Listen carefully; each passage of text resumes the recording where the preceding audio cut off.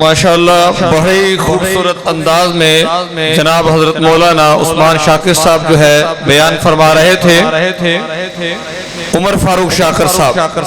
اب جو ہے تمام احباب سے گزارش ہے جو باہر مسجد میں گھوم رہے ہیں، کھڑے ہیں، بیٹھے ہیں، لیٹے ہوئے ہیں، وہ اندر تشریف لے آئیں۔ ہمارے بہت ہی لائق تکریم جو ہے مہمان تشریف فرما ہے، اب ان کو جو ہے میں دعوت سخن دینے لگا ہوں، لیکن آپ کی توجہ اور آپ کا یہاں بیٹھنا یہ بے حد ضروری ہے۔ مہمان کی عزت اور مہمان کی مہمان نوازی یہی ہے کہ ہم اسے وقت دیں اور محفل دیں، کمپنی دیں، اور مہمان رحمت اس کے لیے ہوتا ہے اگر میزبان جو ہے وہ مہمان نواز ہو۔ تو مہمان کی یہاں مہمان نوازی یہ ہے کہ تمام احباب جو باہر گھوم رہے ہیں، بیٹھے ہیں، وہ اندر تشریف لے آئیں تاکہ آخری لمحات ہیں اور اس محفل کا جو ہے مقصد بھی حل ہو جائے، اور جس مقصد کے لیے اب یہاں تشریف لائے ہیں اللہ بھی راضی ہو جائے، مہمان کی رضا کی وجہ سے اللہ رب العالمین کی محبت بھی مل جائے۔ اب جو ہے میں دعوت سخن جس شخصیت کو، جس ہستی کو دینے جا رہا ہوں، اس بات میں کوئی شک نہیں کہ وہ محسن جماعت بھی ہیں اور علم کے ایسے چراغ روشن کیے ہیں کہ جن کی روشنی انشاءاللہ جو ہے قیامت تک قائم و دائم رہے گی۔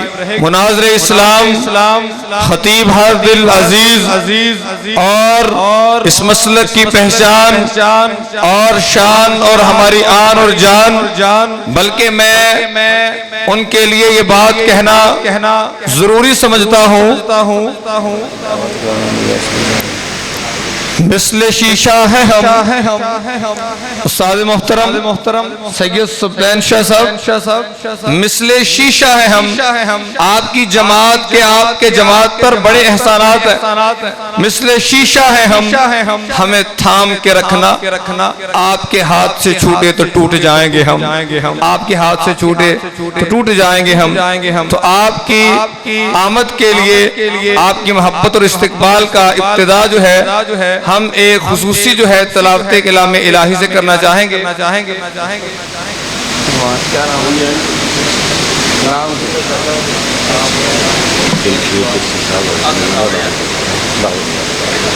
قاری القرآن قاری محمد جمشید چشتی صاحب حافظہ اللہ تعالی، ہم تہ دل سے گزارش کرتے ہیں کہ وہ اپنے خوبصورت انداز میں کلام الہی کی تلاوت پیش کریں۔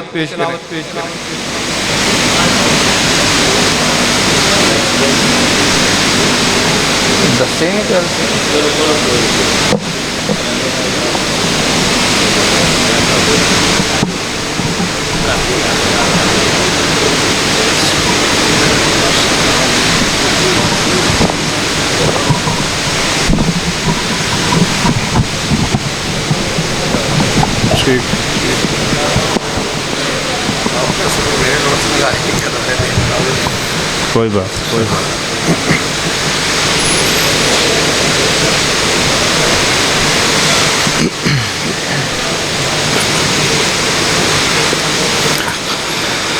أعوذ بالله من الشيطان الرجيم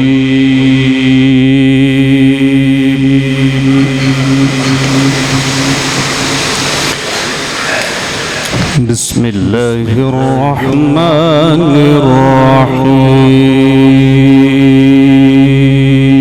الرحيم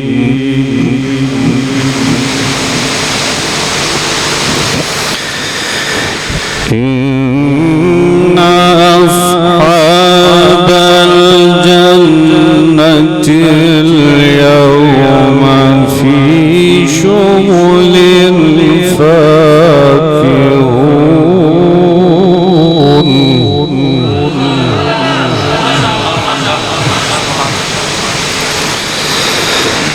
هم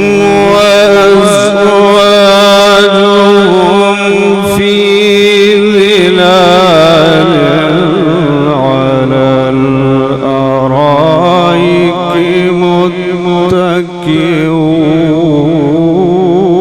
متكئون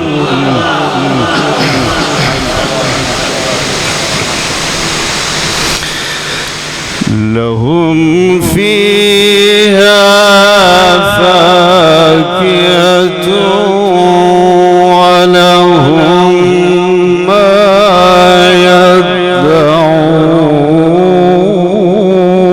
يدعون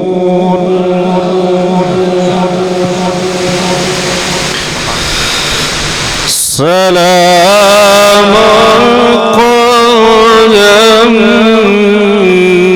من رب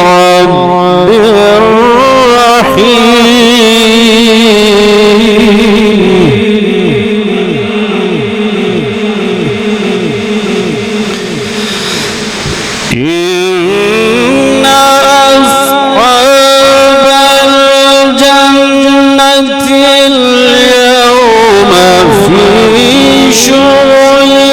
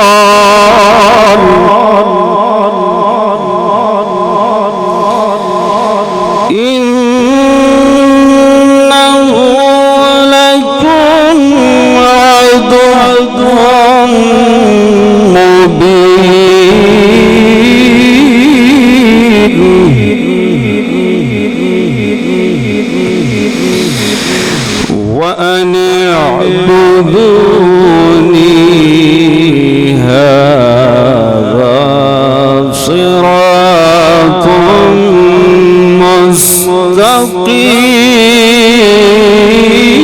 مستقيم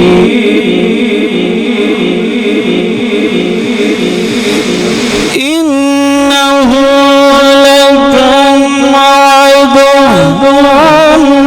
مبين وأن اعبدوني هذا صراط مستقيم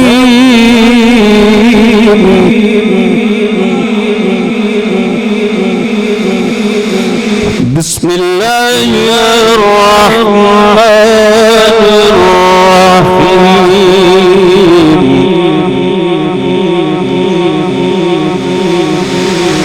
بسم الله الرحمن الرحيم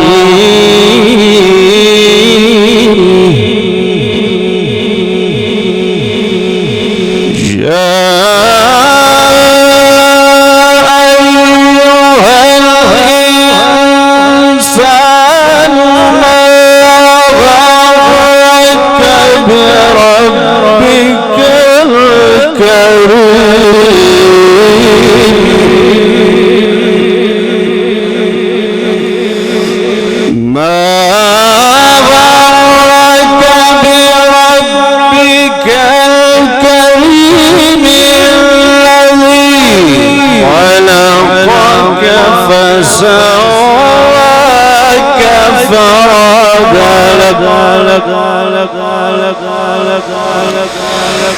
في أي صورة ما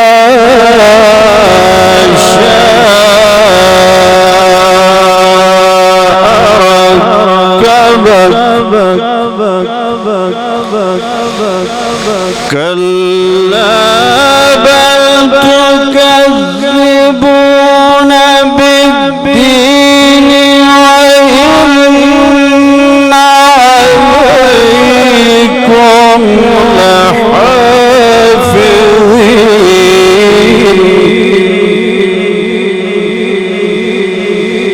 كراما كاتبين يعلمون ما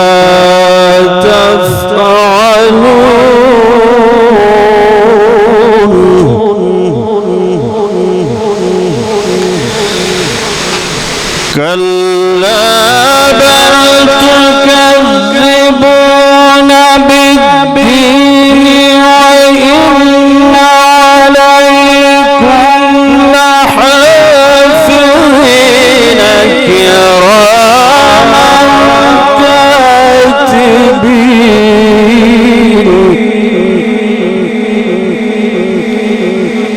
كراما كاتبين يعلمون ما تفعلون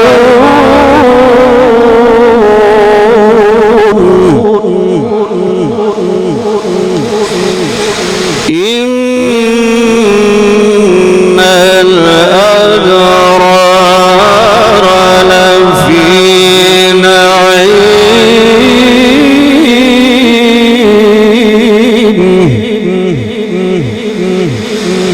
وإن الفجار لفي جحيم إن الأبرار لفي نعيم وإن الفجار لفي جحيم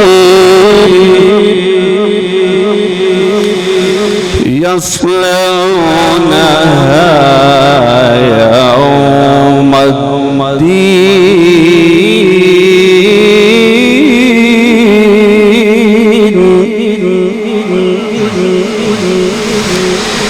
بسم الله الرحمن الرحيم إنا أعطيناك الكوثر فصل لربك وانهر إن شانئك هو الأبتر إنا أعطيناك الكوثر فصل لربك وانهر إن شانئك هو الأبتر صدق الله العظيم.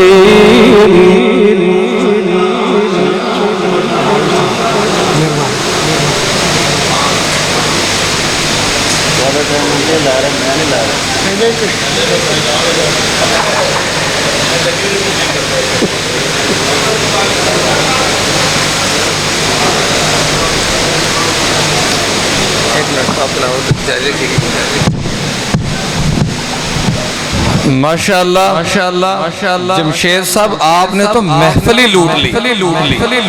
मेरे तो इल्म में नहीं था। ये हमारे मेहमान जिनको नहीं मालूम ये हाजिर सर्वस DSP जमशेद चिश्ती साहब हैं। देखें अल्लाह रब्बुल आलमीन ने कैसा मलका कुरान नवाजा, कैसी खूबसूरत आवाज से नवाजा। और खुदा की कसम कुरान पढ़ रहे थे। अल्लाहु अकबर अल्लाहु अकबर जिंदाबाद। कुरान पढ़ रहे थे, आसमान बरस पड़ा। सुभान अल्लाह। तो माशाअल्लाह ये अल्लाह रब्बुल आलमीन की अता है कि ये राज किसी को नहीं मालूम के मोमिन कारी नजर आता है, हकीकत में है कुरान। तो किसी की डिमांड पे किसी की जो है ख्वाहिश है कि थोड़ा सा और कुरान सुनाएं। सब लोग यहाँ बैठे। देखें आप अंदर नहीं आ रहे थे तो ये बात अल्लाह को भी अच्छी नहीं लगी। आसमान बरस पड़ा, अब सब अंदर आ गए माशाअल्लाह। अब तवज्जो से बैठिएगा और कुरान पाक सुनाएं।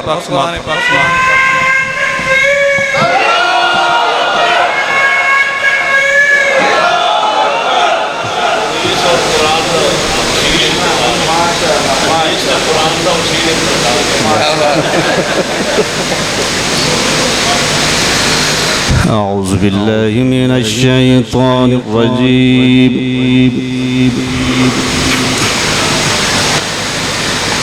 بسم الله الرحمن الرحيم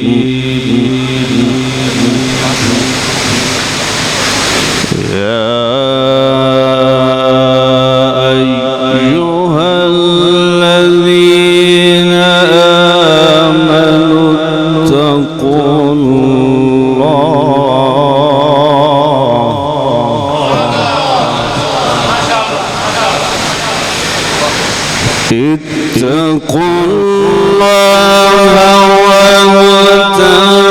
ولتنظر نفس ما قدمت لغد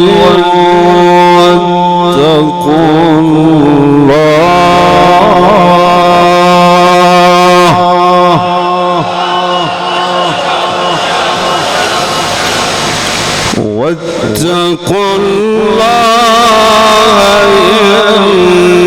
إن الله خبير بما تعملون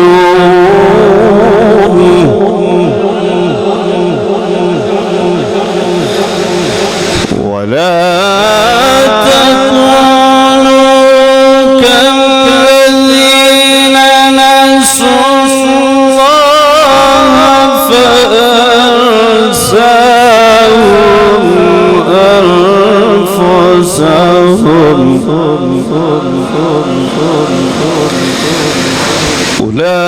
أولئك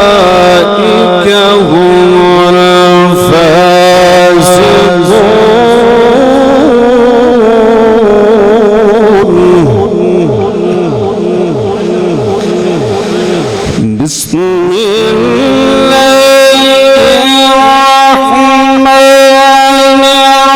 الرحيم والليل إذا سجى ما ودعك ربك وما قلى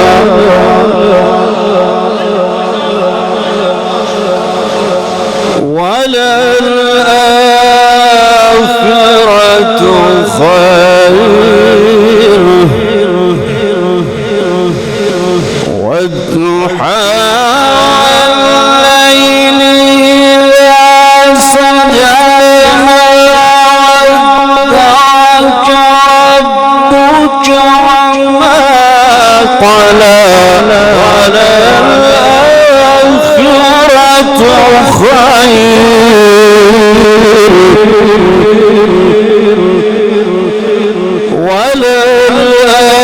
وللآخرة خير لك من الأولى ولسوف يعطيك ربك فترضى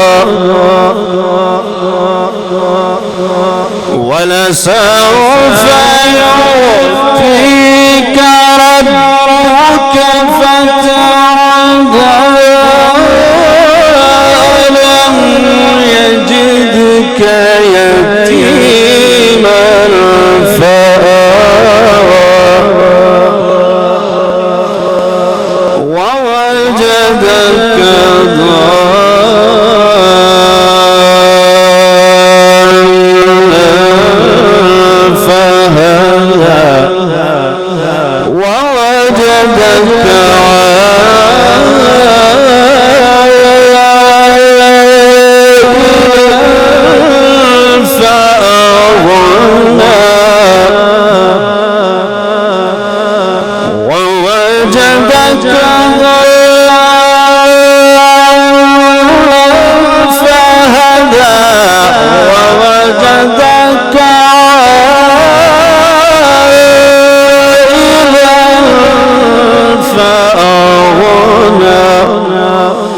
فأما اليتيم فلا تقهر وأما السائل فلا تنهر وأما بنعمة ربك فحدث صدق الله العظيم.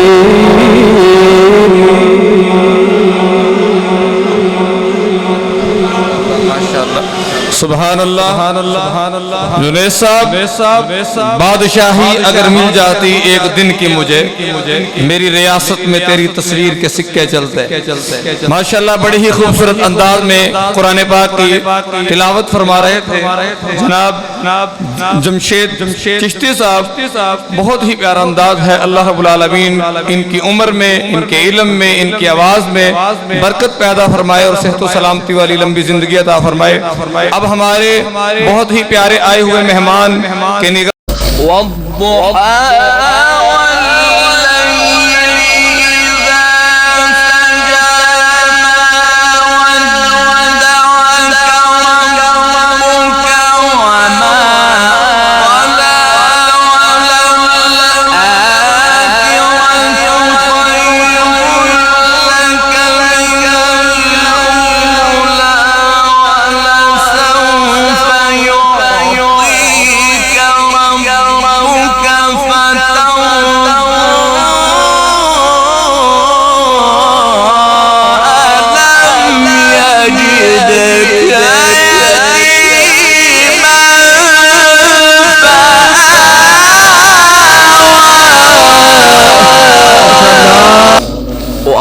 وأضحى